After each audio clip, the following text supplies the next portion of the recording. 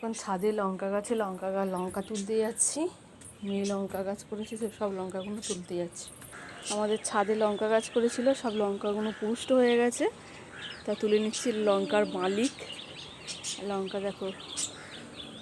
আর এই লঙ্কাগুলো একটু পাক ধরেছে, আর যতক্ষণ না তোলা হবে লঙ্কাগুলো সব পেকে গেলে আর ফুলও আসতে চাইছে না। বেশি ফল থাকলে সব মানে গাছের সারেতেই খেয়ে নেয়, গাছ লঙ্কাতে আর এই পাতাতে। লঙ্কা গাছটা তুলে নিলে আবার ফুল টুল আসবে। এটা হচ্ছে নাকি সূর্যমুখী লঙ্কা। লঙ্কাগুলো দেখতে পাচ্ছ, সব মুখগুলো ওপরে আছে। তুমি কিছু বলতে চাও লঙ্কার মালিক?